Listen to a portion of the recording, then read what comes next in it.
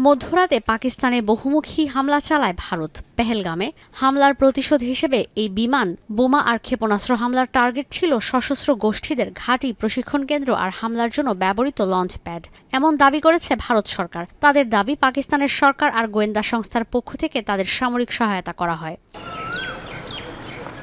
ভারতের দাবি, দুই দেশের সীমান্ত ঘিরে যে সন্ত্রাসী কার্যক্রম চলতে থাকে সেগুলোর প্লট তৈরি হয়েছে এই স্থানগুলোতেই। এর মধ্যে পাকিস্তানের পাঞ্জাবের দক্ষিণাঞ্চলের বাহাওয়ালপুরে অবস্থিত জয়শ-ই-মোহাম্মদের ঘাঁটি মার্কাজ সুবহান আল্লাহ। বান্ডেল থাকলে প্রতি সেনমানিতে টাকা বাঁচবে।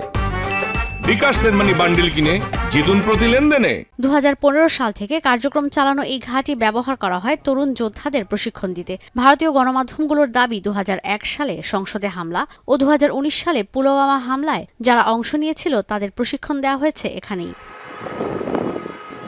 পাঞ্জাবের মুরিদকেতে মার্কাজ তৈয়বা লস্করি তৈয়বার 82 একর এলাকা জুড়ে বিস্তৃত কমপ্লেক্স, যেখানে রয়েছে মাদ্রাসা, মার্কেট, আবাসিক এলাকা, মাছের খামার ও কৃষিকাজের এলাকা। ভারতের দাবি, এই কমপ্লেক্সে সামরিক প্রশিক্ষণ দেওয়া হয়। 26/11 মুম্বাই হামলায় এই আস্তানা থেকেই প্রশিক্ষণ নিয়েছিল হামলাকারীরা।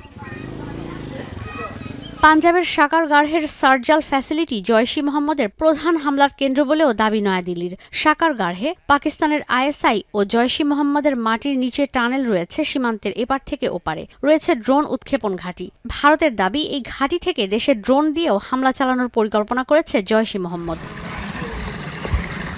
দেশটির গণমাধ্যমগুলোর দাবি, পাকিস্তান নিয়ন্ত্রিত কাশ্মীরের কোটলিতে রয়েছে আত্মঘাতী বোমার প্রশিক্ষণ কেন্দ্র। মার্কাজ আব্বাসে সবসময় উপস্থিত থাকে 40 থেকে 50 জন জয়শ-ই-মোহাম্মদের সদস্য। পাহাড়ি এলাকায় অবস্থিত এই ক্যাম্পে রয়েছে ব্যারাক, সমরাস্ত্র মজুদের জন্য আলাদা স্থান।